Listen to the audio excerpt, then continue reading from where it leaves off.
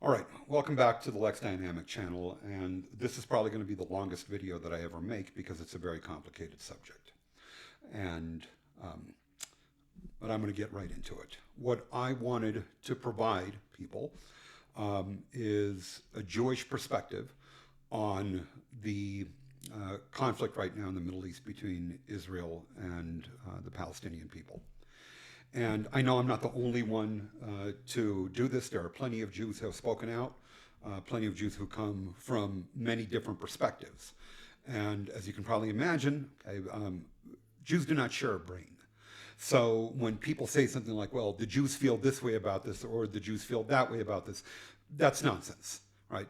There really aren't that many of us. There's only about 15.8 million of us in the world, but we don't share a brain.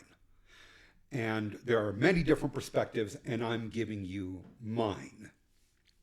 So let's get right into it. And I know most people are not going to listen to this entire video, and that's perfectly fine.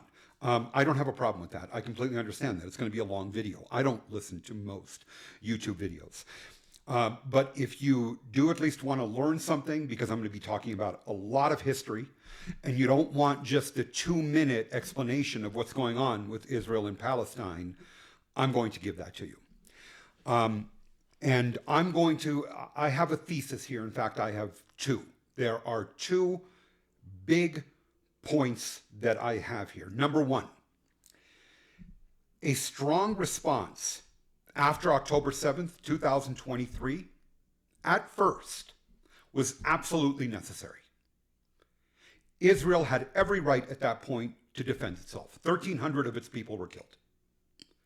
It had a right to defend itself. But Israel has gone too far, way too far. This is too much suffering, too much death, too much misery in Gaza. Enough is enough. I will get to this, but I've got a lot of things to discuss before we get there. Number two, my second thesis. Israel will continue to exist whether you like it or not. And it has a right to exist whether you acknowledge that or not. But there need to be consequences. When a nation has engaged in the kind of reckless,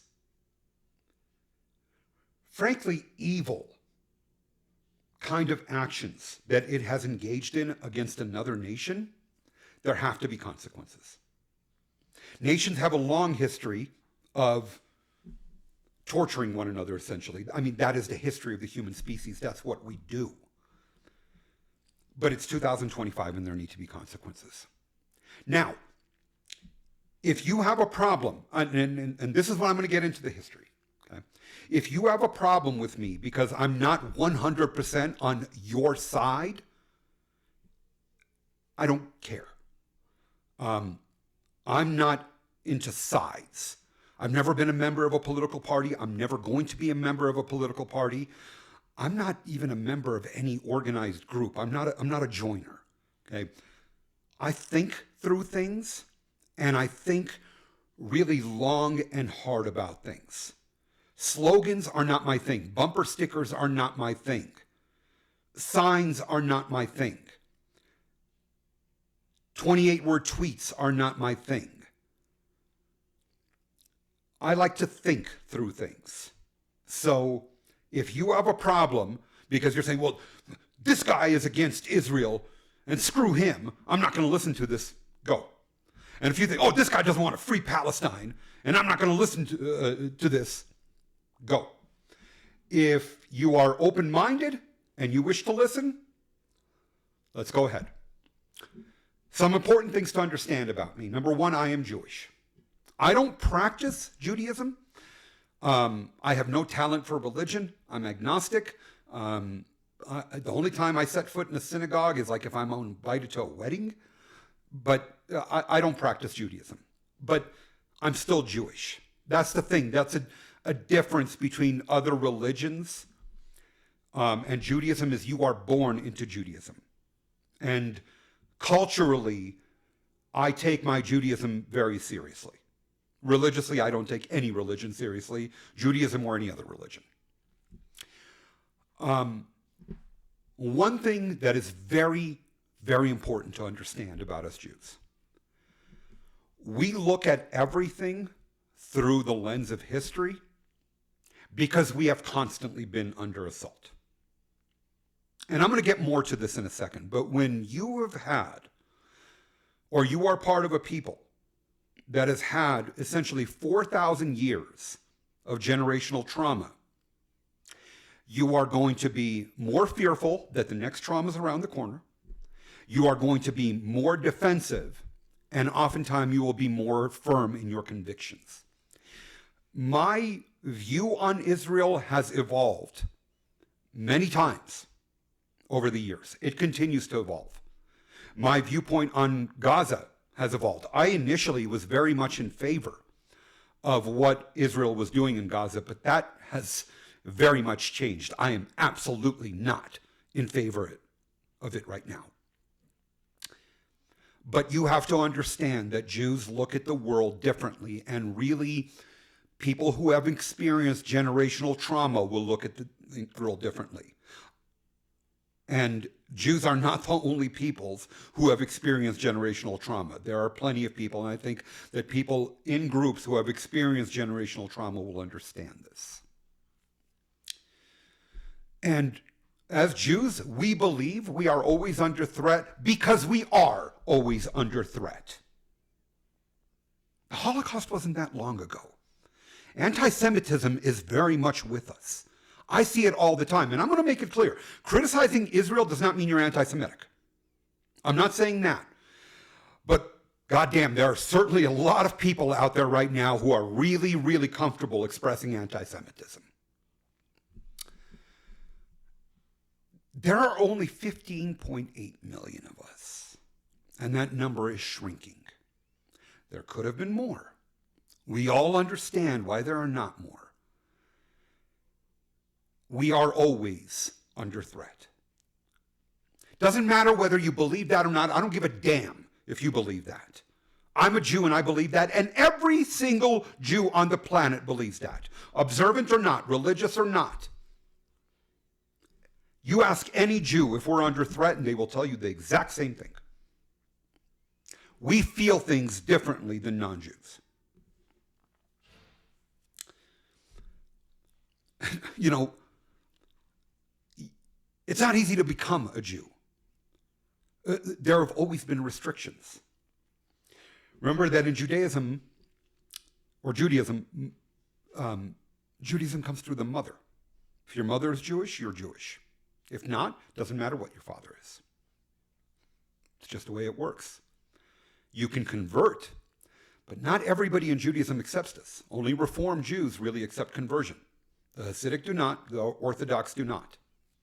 And it is a long and difficult process. This is not like Christianity where you get baptized and you're a Christian. It takes years to go through the conversion process in Judaism. We are a very stubborn people. And that is the way that we have survived for 4,000 people, or 4,000 years, while being surrounded by enemies in every direction. Certainly in 3 directions, because the 4th is the ocean.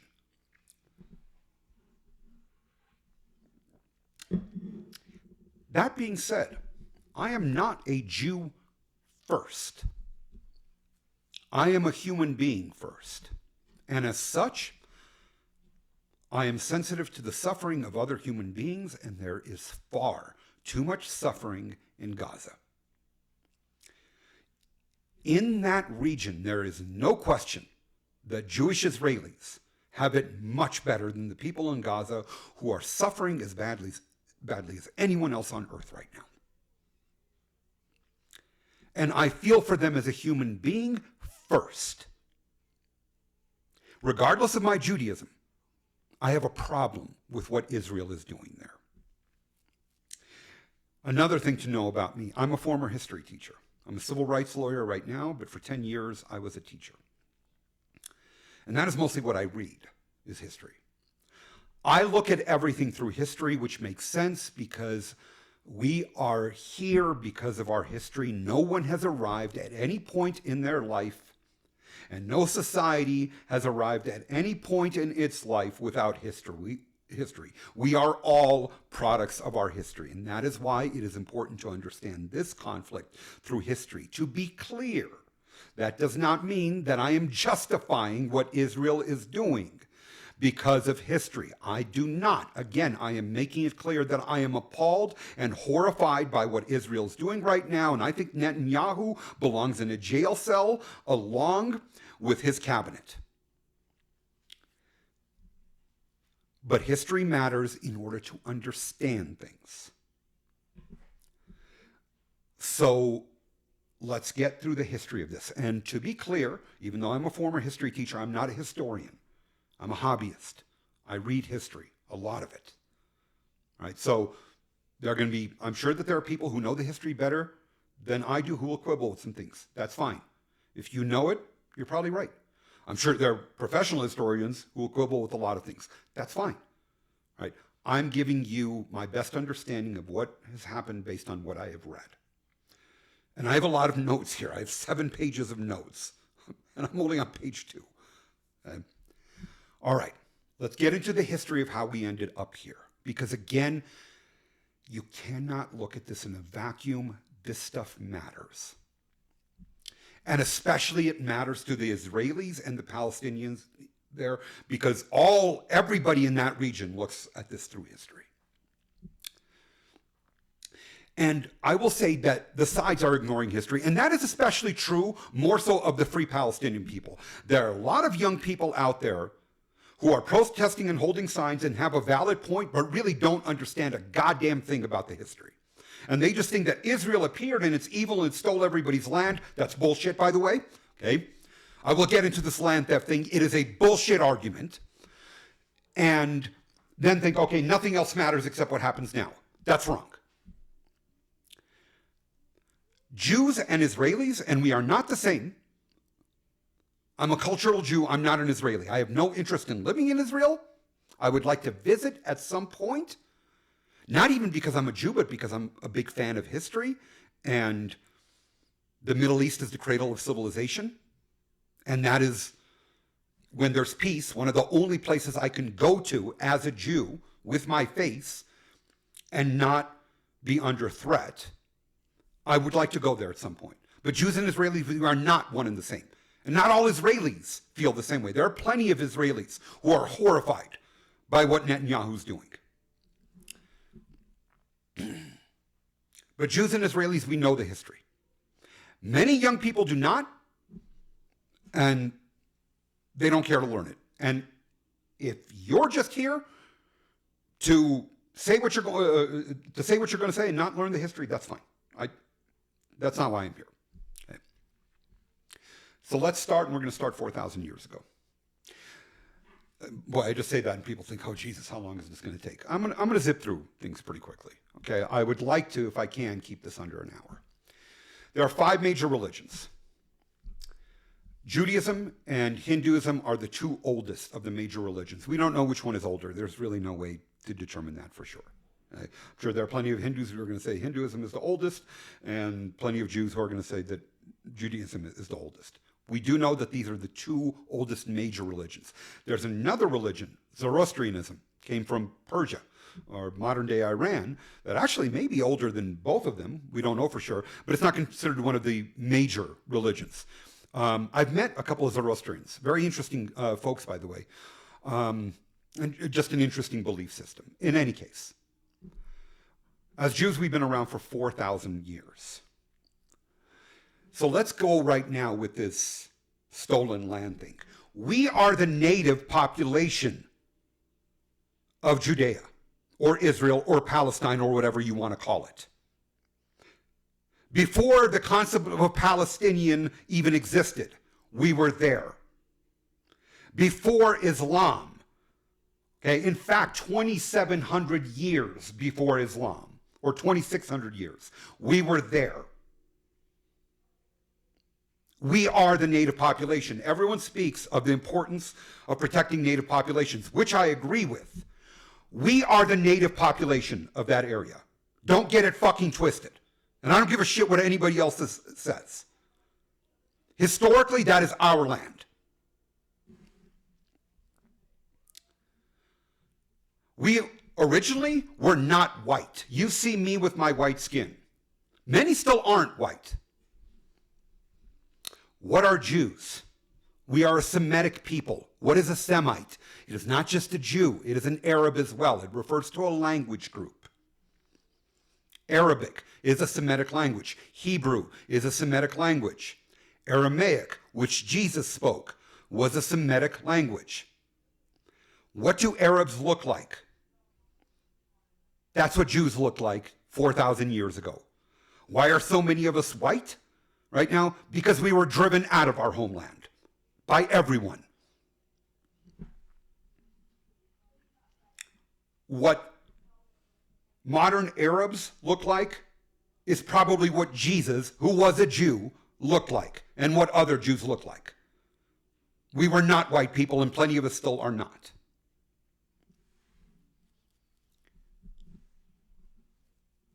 We are an extremely proud people because we are a historical accident. By all rights, we really shouldn't exist. When you consider how small our numbers are and how long there has been conflict in the Middle East, which, remember, is the cradle of civilization. So there is this tiny group that has existed in this part of the world where there has been conflict longer than any other part of the world and has managed to survive. And it is the confluence of many different peoples. From Europe, there were attacks. From Asia, from Africa, everywhere. And this tiny group of people has managed to survive. We were always surrounded by enemies. And that's why we stayed small. And it was hard being a Jew. We kept to ourselves and we stayed small. Other peoples around us grew. But we stayed small and we resisted them. Think about it. Size dominates the world. The most powerful countries in the world happen to be some of the largest. Geographically and population-wise. That's not an accident. But this tiny group of people has managed to survive. When you know that as a Jew, you begin to believe that there is something that is sacred here and that needs to be protected. And that is how we feel about ourselves. Because you think about it. You see any Hittites walking around? Any Romans? Any Elamites? Any Assyrians? Any Babylonians? They're all gone. We're still here. This tiny group of people outlasted other groups that were bigger, that were more powerful than them, and that assaulted them. So when I tell you that Israel's not going anywhere, Israel's not going anywhere. When I tell you Jews aren't going anywhere, we're not going anywhere. We gave Christians your religion 2,000 years ago. There are 2.6 billion Christians in the world. Christians repaid us by murdering us, forcing us to convert, and driving us out of our lands. Do you know how many Jews were murdered by Christian crusaders, both on the way to the Middle East and once they actually got there? The crusaders really were engaged in a crusade of homicide. Not just against Muslims, but first against Jews. We gave Islam your religion 1,400 years ago. Now there are 2 billion Muslims. Muslims repaid us in the same way, by murdering us, forcing us to convert, and driving us out of our lands. Remember, there are 3 Abrahamic religions. Abrahamic, after Abraham, a Jew. Judaism is the first, Christianity is the second, Islam is the third. So 4.6 billion people in a world of roughly 8 billion people can trace their belief system back to this tiny group of people in the Middle East who have survived everything. Both groups have murdered us and forced us to leave our lands and forced us to convert. However, to their credit, historically, Muslims actually have treated us much better and were much more tolerant than Christians. This is a historical fact. Nobody doubts this. Yes, there were issues, okay? There always have been. But Muslims traditionally have actually been much more tolerant of Jews. And that's important to understand because some people say, well, the Muslims and the Jews have been fighting for thousands of years. That's bullshit. No. This conflict can be traced back really to 1947 and a little bit before then. Historically, Jews and Muslims, for the most part, have gotten along. There have been plenty of Jews who have lived in Iran, Iraq, Syria, Lebanon, Saudi Arabia, all over the Middle East. And oftentimes in peace. For most of history, it was certainly safer for Jews to live in Arab lands than it was in Christian lands. And that was even before the Holocaust.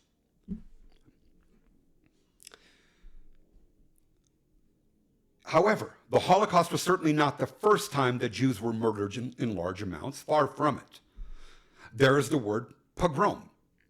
It is an Eastern European word, maybe Russian. And basically, this is when there were various uprisings among Jews. So every time Christians were pissed off about something, well, there were Jews right over here and it was convenient to murder them. And again, Christians were far more responsible for this than Jews.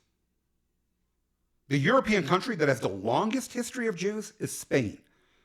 How many Jews are left in Spain? They were driven out by the Spanish. Jews actually lived there peacefully under the Moors, who were Muslim, relatively peacefully. Under the Christians, they were forced to convert, driven out of their lands, and murdered. And again, I hope you see this is why we are such a proud people. We haven't only survived, we have thrived. But for a long time, we hadn't had a homeland. Okay? And that was a problem. Because Jews knew it was not safe to be in Europe. And that leads us to Zionism. I'm fast forwarding a lot. First off, most people have no idea what the hell Zionism is. They just assumed that a bunch of Jews packed up their stuff and moved to the Middle East. That's not the way it happened. We were always there. There was never a period of time for the past 4,000 years that Jews in some numbers were not in the Middle East and specifically in the land that is now Israel or Palestine. We were always there. We never left. Many were driven out, but there was always a population there. Jews have lived for thousands of years in Israel and Palestine. They've done the same throughout the Middle East. And the word Palestine, by the way, it's an interesting word. It's not an Arab word. It's not a Muslim word. It's a Roman word, a Latin word. It comes from Philistine, and it was an insult by the Romans. The Jews actually called the land Judea before. That's what Israel was known.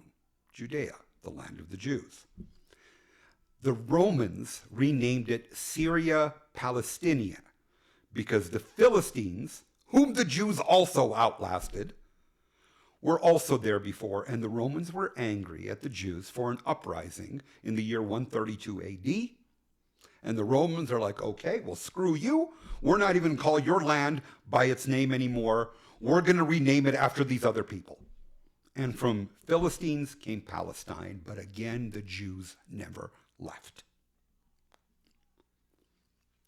Zionism started in 1897 with the first Zionist Congress, led by Theodor Herzl.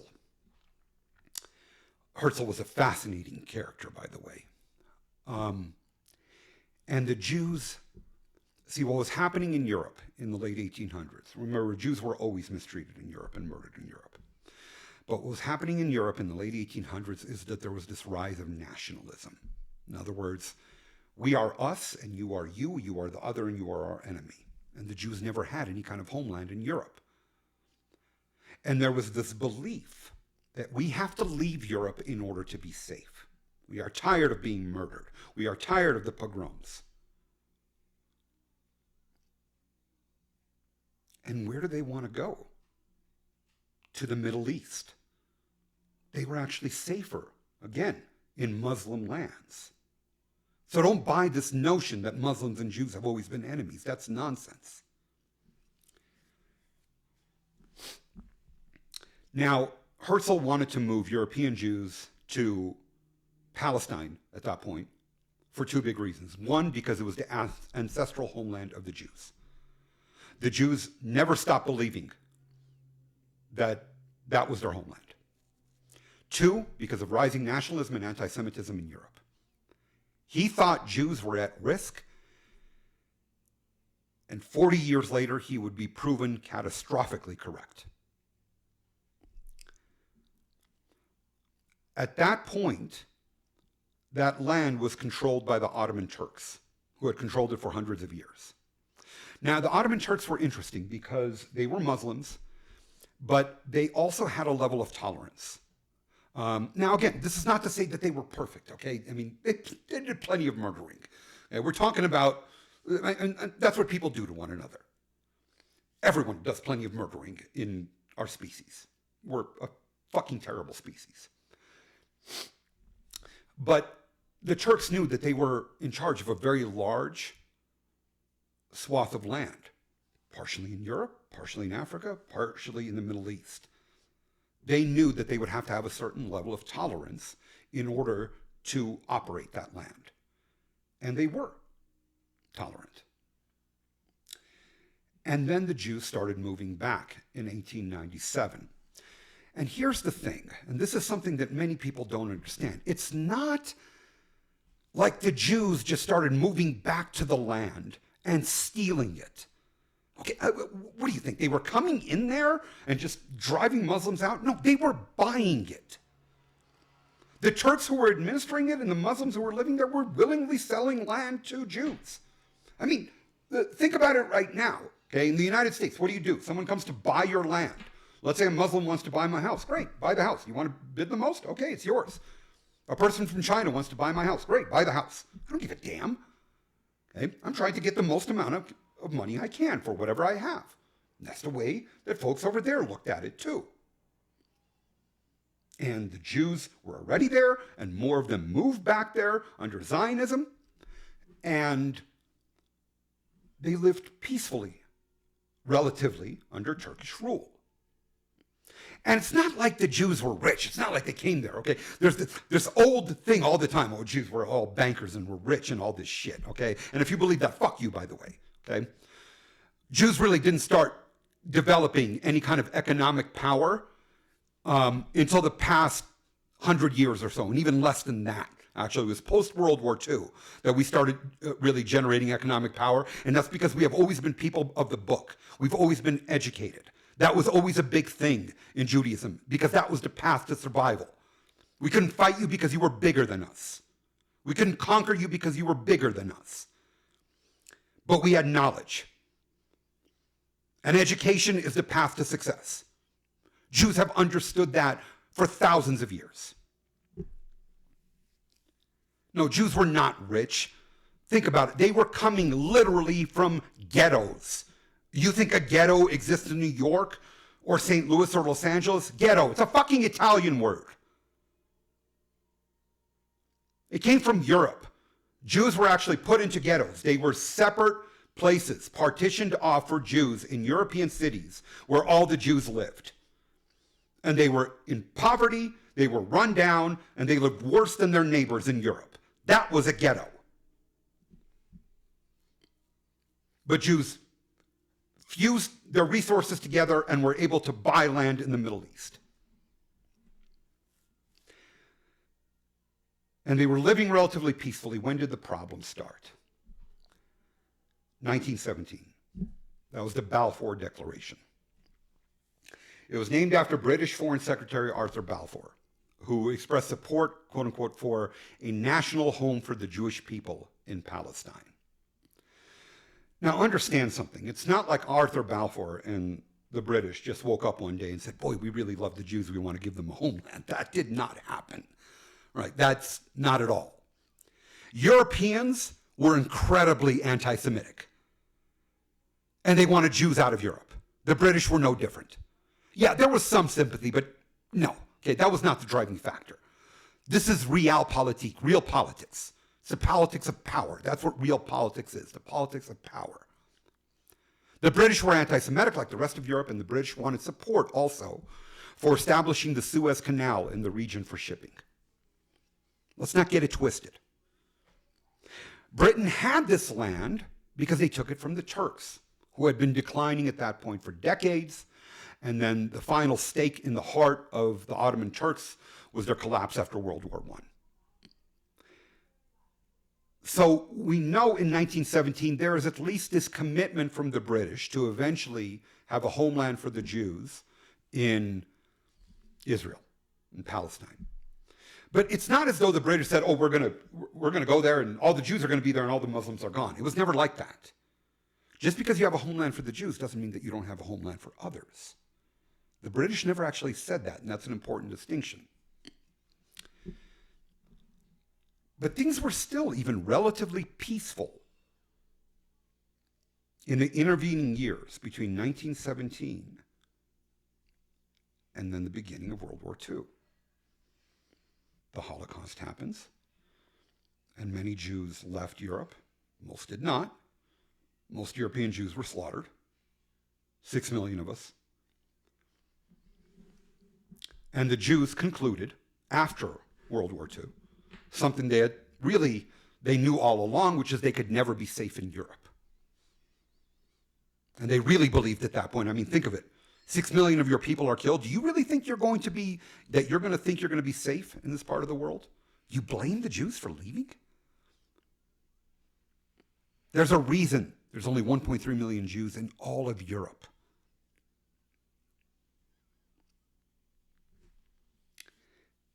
And that's the thing. This was, what started was a fight, not over religion, but over land.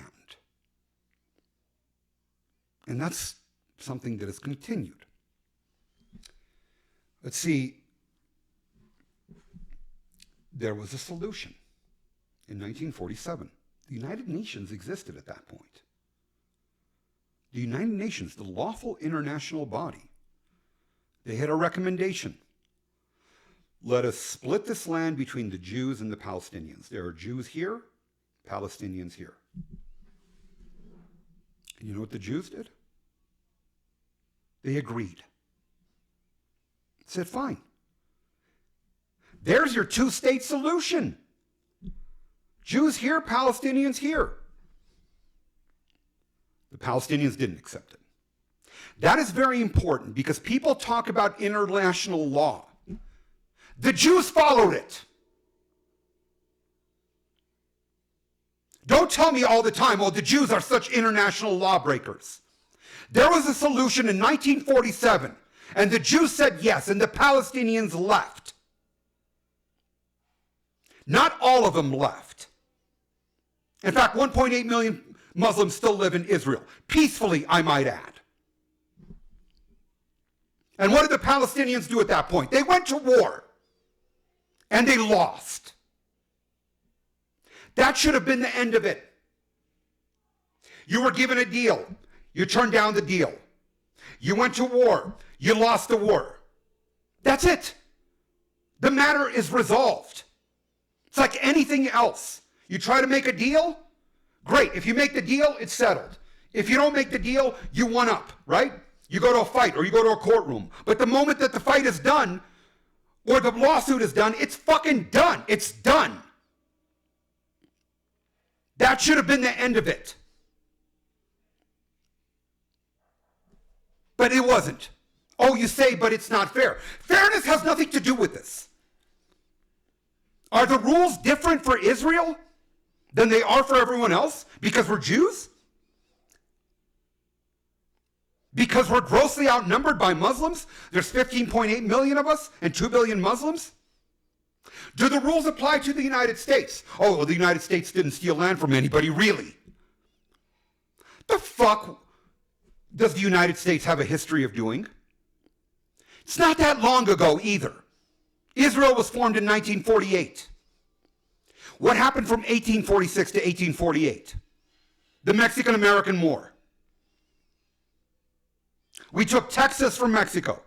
Then we declared, and then we fought Mexico for the next 2 years and won, and we took 40% of America. Texas was taken. California was taken. Colorado, where I'm sitting right now, was taken. Las Vegas, you like gambling, was taken. Oh, but you're going to stop going to Las Vegas right now, right? Because we took it from Mexico. Oh, no, you're not. Okay. And you're going to leave California. Oh, you're not. Okay. Wait, you're not going to give your house back to Mexico? What's the goddamn difference? 100 years? What is the statute of limitations on taking land?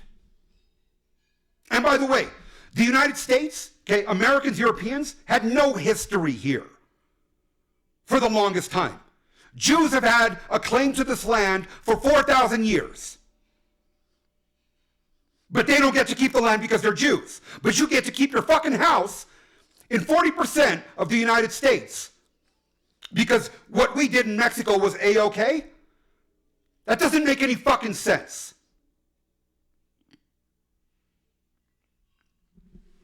And who did Mexico take it from? The Aztecs, native populations. And what about the Aztecs? Did you ever think why it was so easy for the Spanish, with just a few hundred soldiers at times, to conquer natives? It's not because the Spanish were so incredible. Yes, they had germs and they had steel. They also had allies, because the Aztecs' neighbors despised them. And that is because the Aztecs had tortured and murdered their neighbors and enslaved their neighbors for hundreds of years. This is what the world is. Land is taken through war. It doesn't matter whether you like it or not, but you can identify any piece of land and it belonged to somebody else first. Power rules. And if anybody has a fucking claim to the land, it's Jews, because they were there first. Power rules. That's the way it's also always been. It doesn't matter whether you like it or not. That's reality. And you say, well, I don't agree with that. Yes, you do. Yes, you do. You live in America. You took the land from someone else. You live in Europe. You took the land from someone else. You live in China, you took the land from someone else. Everybody has taken land from somebody else. Again, it doesn't matter whether you like it or not. So it was all okay for everybody until Israelis, or until Jews, who had been there for 4,000 years, also took their land. And paid for it, by the way.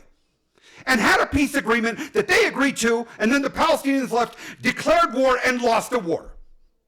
By what right is that not Israeli land now? Give me the fucking legal law. Give me the moral law that that is not Israeli land.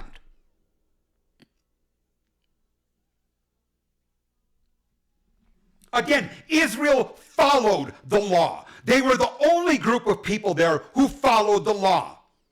The United Nations voted for this in 1947. That included Muslim countries. Peace was right there. And instead, Palestinians chose war. Palestinians now call it the Nakba, the catastrophe or the disaster. You left. Those who stayed still live in Israel peacefully. They have equal rights to Jews in Israel. 10 million people live in Israel. 1.8 million of them are Muslims. And they don't have to worry about getting slaughtered like Jews do in so much of the Muslim world. Now, the U.S. has been instrumental in supporting Israel, but that's not how it started. See, many people are saying, oh, well, the U.S. has always supported Israel. You know, that's why. And it's because the Jews are white. Oh, shut up. Spare me with this, okay? The United States cares about money. And that's exactly what it was. The U.S. at first did not back Israel because Israel didn't have oil. And everyone else in the region did. They knew Muslims hated Israel, and the U.S. didn't want to interfere. The U.S. wanted oil, and they didn't want to upset that. In fact, the closest relationship in the Middle East for a long time was Iran and the United States, after the U.S. orchestrated a coup in Iran in 1953. Another disaster, by the way, that the U.S. was responsible for. When did things change? 1967. This was a second war that Israel didn't start, and a second war that the Palestinians lost. But this time they brought their friends.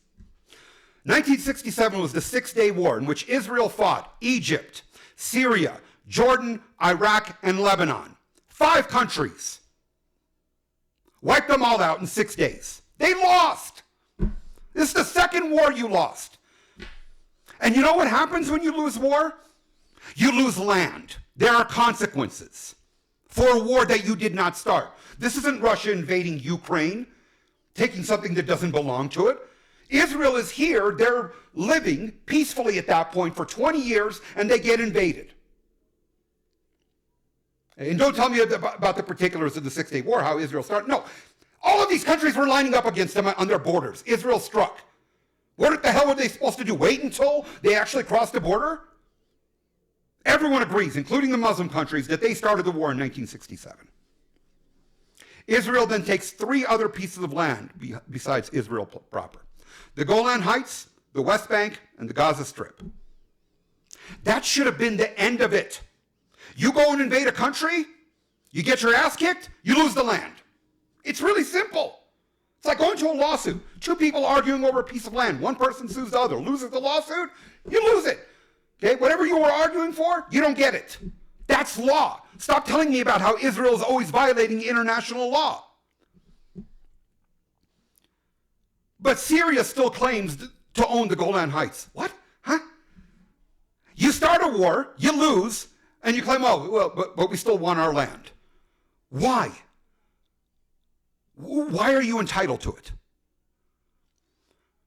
Jordan gave up claims to the West Bank in 1988, 21 years after losing a war that it started. Now it's administered by the Palestinian Authority, at that point at least, and occupied by Israel. This is a mistake. That's Israeli land. Again, you start a war, you lose your land. Same for the Gaza Strip, and I'll discuss that more in a second. Israel should own, without reservations, the Golan Heights, the Gaza Strip, and the West Bank.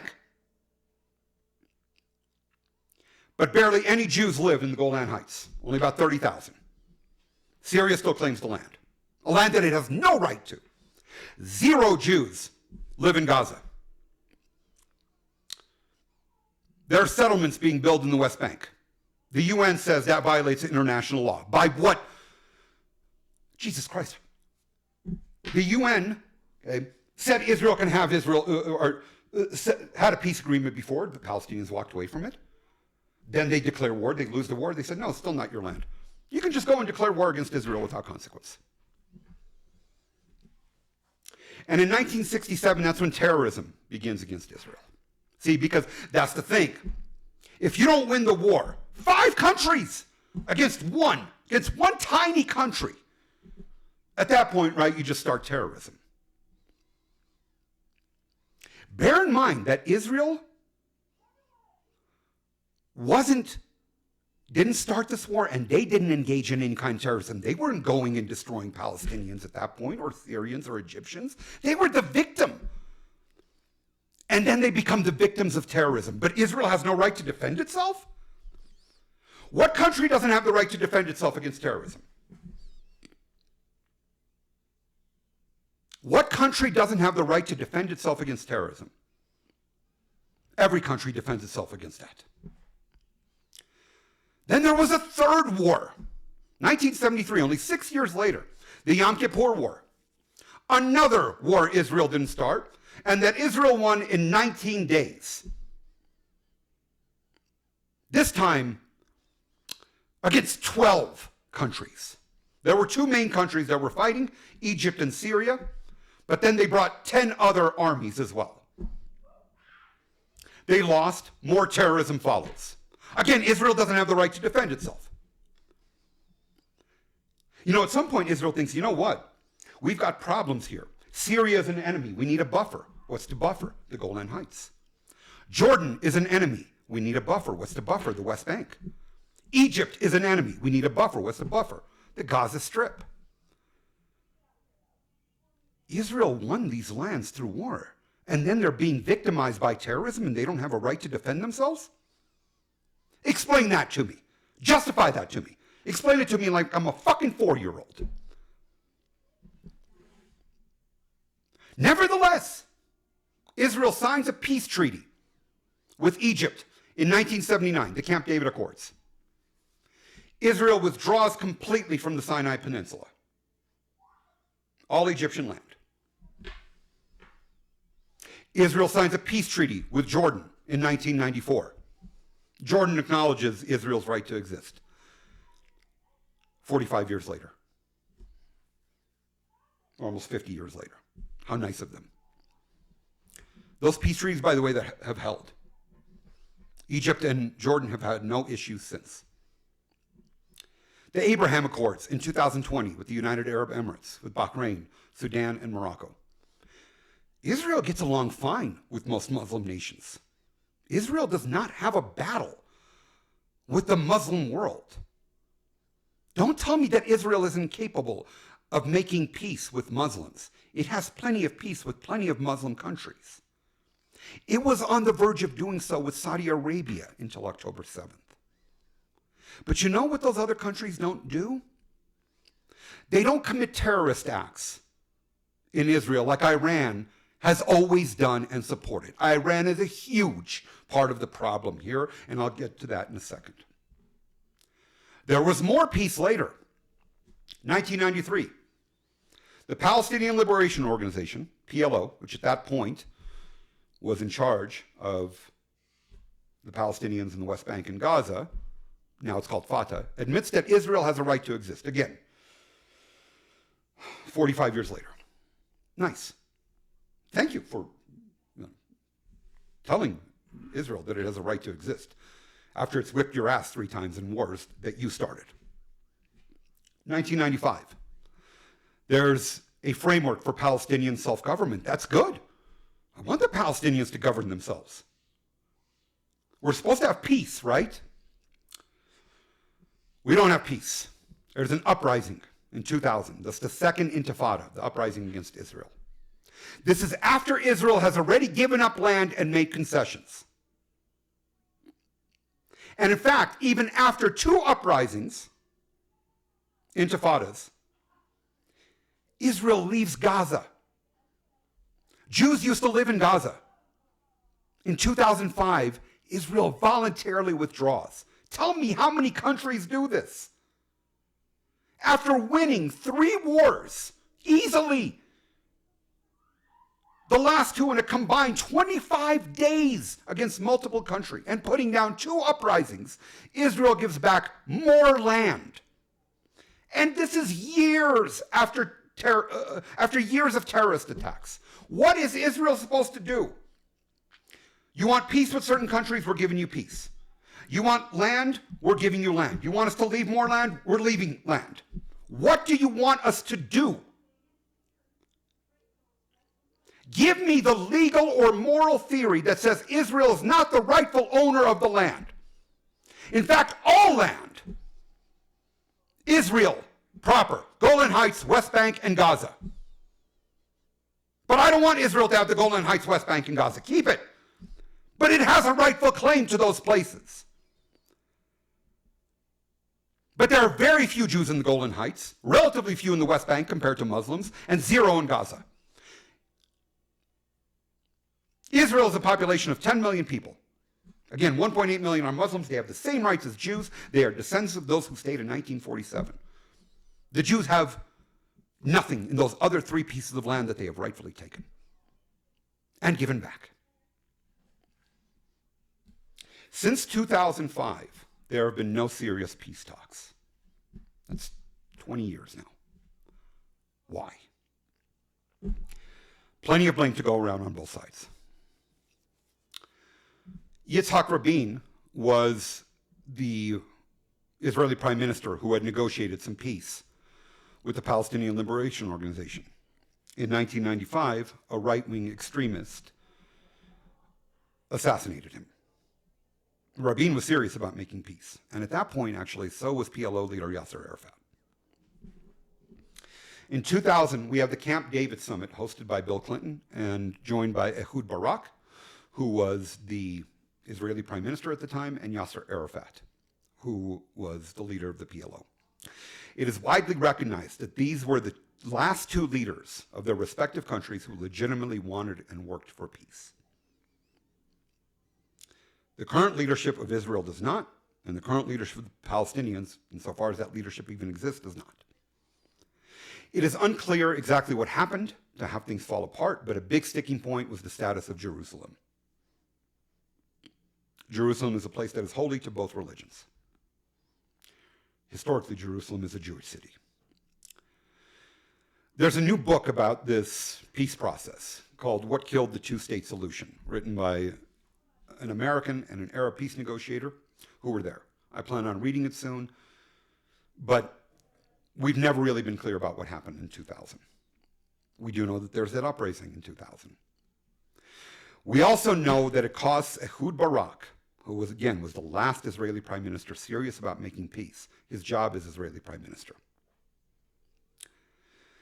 The Arab position is that Israel doesn't want peace. The Israeli position is that we tried to give you peace, and you spit in our face, you attacked us, and you continue the terrorist attacks. It's impossible to parse out who's right and who's wrong.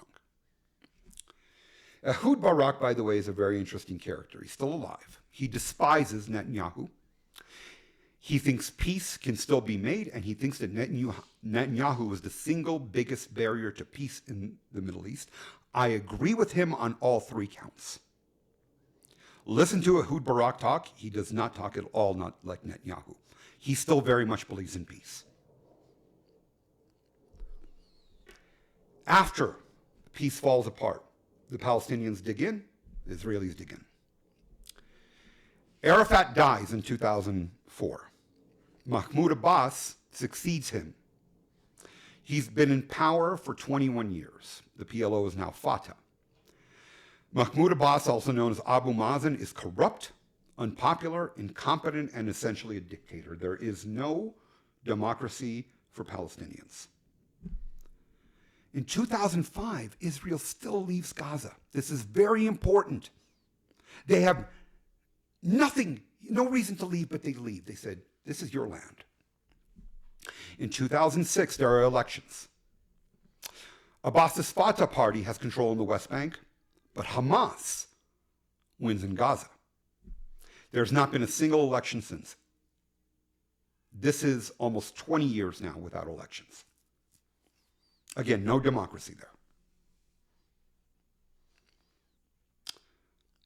During that time, and really for many years before, Iran has funded Hezbollah, a terrorist group that has controlled Lebanon.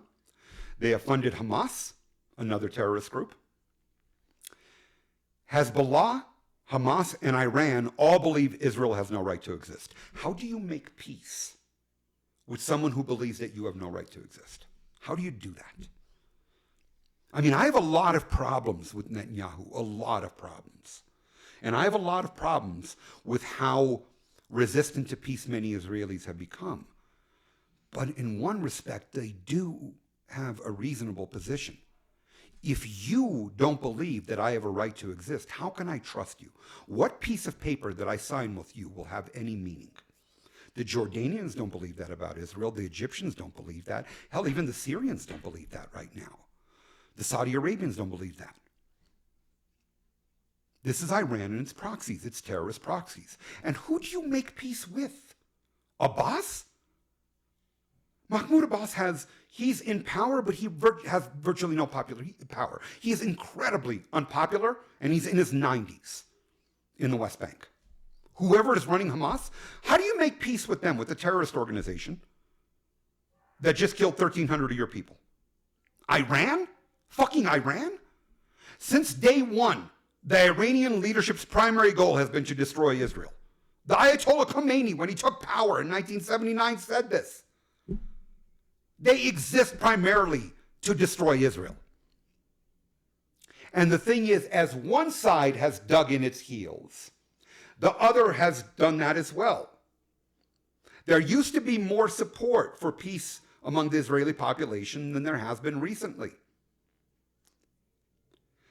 But Rabin was assassinated. Barak was voted out of power. And many Israelis no longer believe in the peace project. There's a reason that Netanyahu has been prime minister 3 separate times and for a total of 17 years, which is longer than anyone in Israeli history. His selling point is this: well, they couldn't bring you peace, so I will protect you. You know, fear is an incredibly powerful motivator. I get it. I don't subscribe to it, but I don't live in Israel. I don't have to worry about living in a bunker. I don't have to worry about terrorist attacks. As an American, living safely in my home, of course I look at this differently. That's what Netanyahu is selling and preying on people's fears, because Netanyahu is a fucking sociopath, and sociopaths know how to prey on people's fears. But see, things were relatively peaceful up until October 7th of 2023. Nobody's saying there was peace. Of course, there were issues. Yes, Israel has committed a lot of human rights violations in the West Bank and Gaza Strip. Absolutely. Nobody's saying Israel's hands are clean here. I'm not claiming that. But yes, terrorism has continued. And it's a chicken or egg problem. Is Israel committing human rights violations because of terrorism? Or is there terrorism because of Israeli human rights violations? Nobody can answer that question. It's a chicken or an egg. Conditions in Gaza are terrible. That's a chicken and egg problem. Why has Israel still interfered in Gaza? Is it because of existing terrorism, or is the terrorism in response to Israeli interference? That depends on who you ask. There's no right answer. And Netanyahu, again, because he's a manipulative sociopath, has empowered Hamas because he wanted to weaken Fatah. And the thing is, Fatah, for all of its problems, is not as violent as Hamas. And yes, that's on Netanyahu for miscalculating. It's also on Palestinian leadership for corruption. But nothing Israel did prompted October 7th, 2023. And you say, okay, well, we know that Hamas came in there. The official government of a country came in there and killed 1,300 of your citizens unprompted. But Israel didn't have the right to retaliate the way it did. Fuck you. At first, Israel absolutely had that right. You tell me what the U.S. would do if something like that happened here. Oh, wait. You don't have to tell me. We don't have to speculate. Because 9/11 happened here. And what did we do? We didn't start a war. We started 2 of them. In Afghanistan, at least 241,000 people died. And look at that country now. It was always messed up, but it's even more messed up right now. We accomplished nothing except killing a bunch of people. And there was another way of doing it. Iraq had nothing to do with 9/11. And over there, the numbers vary, but anywhere from 186,000 to 650,000 people died. And we broke the Middle East. It is still broken. The reason that Iran has so much power right now is because there's no counterbalance against it. ISIS, ISIL, all of these extremist groups, that is a direct reflection of our actions. What Israel did after October 7th, at first, is what every other country in the world would do. What do you think would happen right now if, let's say, Mexico invaded and killed 1,300 of our citizens? Mexico would cease to exist as a nation at that point. What do you think the fucking insane Trump would do? Now, yes, I have a problem with what Israel did, but I do not blame them for a strong response initially. Yes, a strong response was necessary. I have no problem with bombing Hezbollah. Fuck them. Okay? They're a bunch of terrorists up in Lebanon, and they really destroyed that country as well. The Lebanese, actually, plenty of them despise Hezbollah. They were cheering on Israel because they had enough of Hezbollah. The same for Iran. I couldn't give 2 fucks less about that leadership. Those people are different, actually. The Iranian people desperately want democracy over there. They are actually very pro-American, by the way, the people. But the country leaders are insane. And initially, again, Israel was justified. And I believed that at first. But it's gone too far. There's too much suffering in Gaza right now. I don't believe for a second that the figure is 62,000 deaths. I think that the number is actually much higher. It's hard to calculate, but as much bombing as Israel has been doing down there, I don't think it's 62,000 deaths. And the current misery that Israel is responsible for, the starvation, the disease, children who haven't gone to school in 2 years, malnourished children, children losing their parents, parents losing their children. It's too much. I look at the suffering in Gaza and it's too much. At some point, you have to stop. At some point, there has to be a proportional response. And the future misery? Where are the people of Gaza going to live? Where are they going to go? Now Israel's in Gaza City, and Israel's telling them leave. Where? Where are they to go? Gaza is tiny. There were 2 million people there. It was the most densely populated place on earth.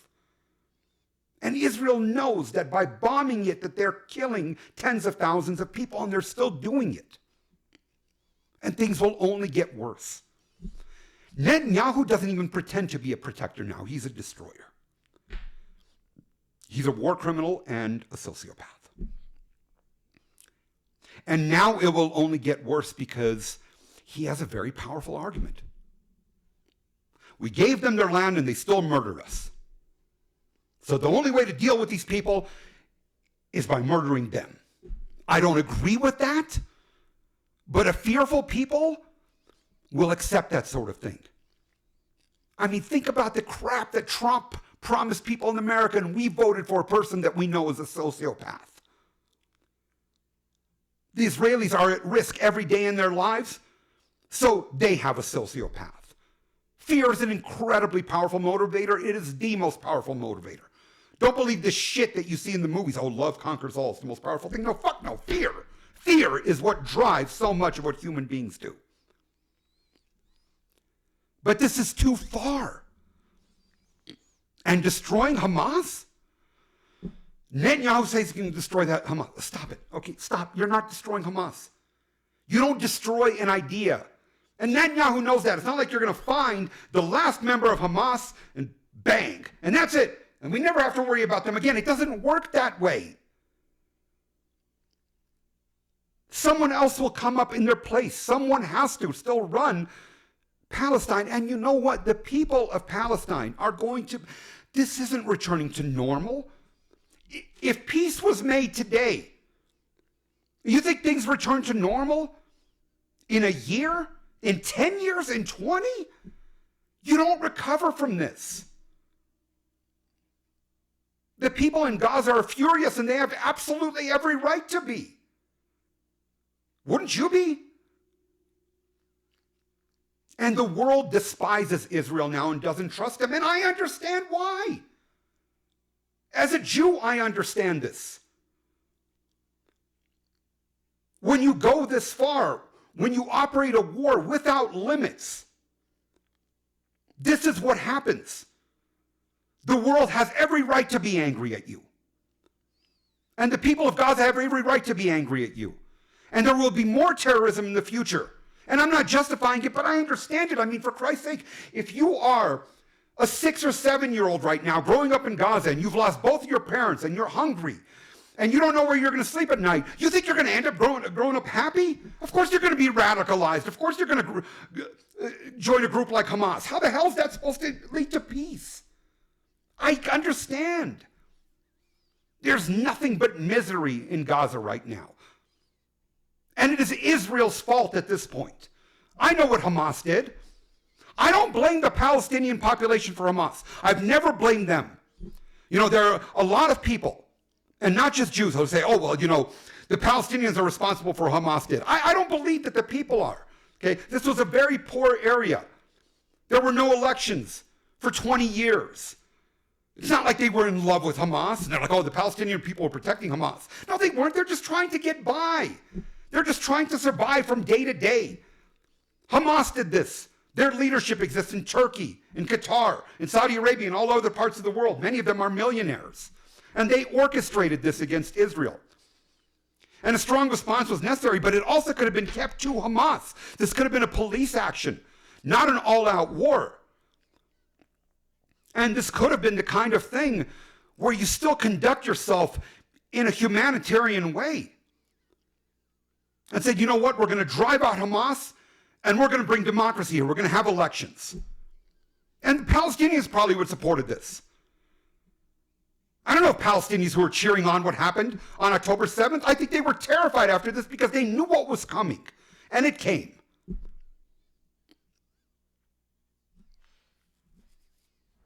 And there will be consequences for Israel, and there should be.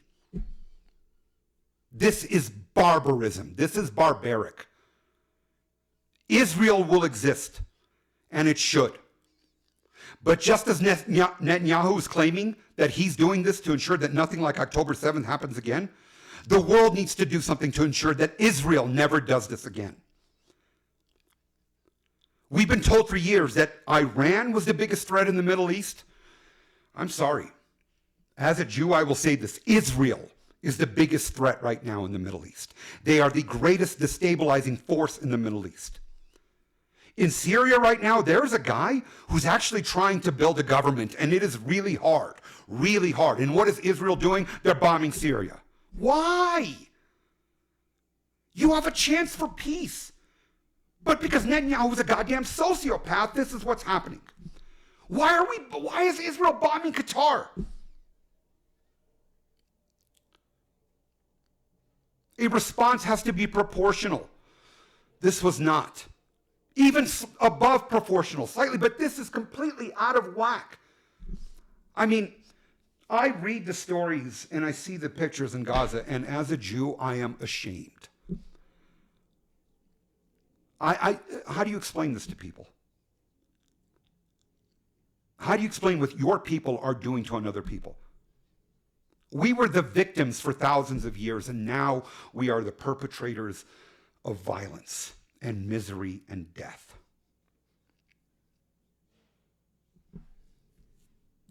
And see, criticizing Israel is not anti-Semitic. Not at all. You can criticize Israel and have no problem with Jews. There's a difference between criticizing a country and its leadership and the people who live there. They can't get rid of Netanyahu right now. Elections aren't until 2026.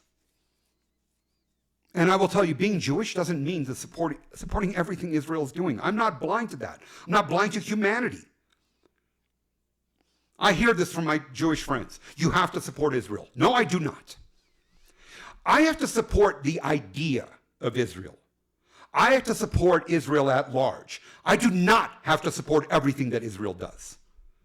As an American, I have to support the idea of America. I do not have to support everything America does. I do not support anything that Trump does. I do not support anything that Netanyahu does. And at some point, the U.S. will have to make a decision. There is a difference between supporting Israel and enabling them to engage in barbaric, vicious, war criminal behavior. Israel could not do this without U.S. support. Israel is a relatively wealthy country, but it is a small country. It cannot have enough weaponry without U.S. support. This is going to come with a price for both countries, and it should. More European countries are recognizing Palestine. That is good. I agree with them. But they need to stop trade with Israel. More countries need to stop trade with Israel. And frankly, more countries need to stop trade with us for supporting Israel. That is the only thing that will get Netanyahu to the bargaining table, and that is the only thing that will resolve this Countries only respond to consequences. Human beings only respond to consequences. There has to be a consequence for this level of inhumanity. It is too much. It is just, it's too much. And my feelings have evolved on this, At first I was supporting Israel and defended them, but I turned on them pretty quickly. The more misery there was, the more hostile I became to what Israel was doing. And I don't know how anyone, and that is every Jew living outside of Israel as well. I cannot speak to the Jews in Israel. I know they have a different perspective. Their lives are much different than mine. I live in comfort. But every Jew outside of Israel, I do not know how we can support this. We support our people when they are right, and at this point, they are not. That is it. What are we at here? An hour and 10 minutes. Hopefully you stuck around. And if you have any comments, I will do my best to respond to them. Yeah, that is it. I hope that the suffering in Gaza ends sooner rather than later, although I will confess I don't have much hope for that.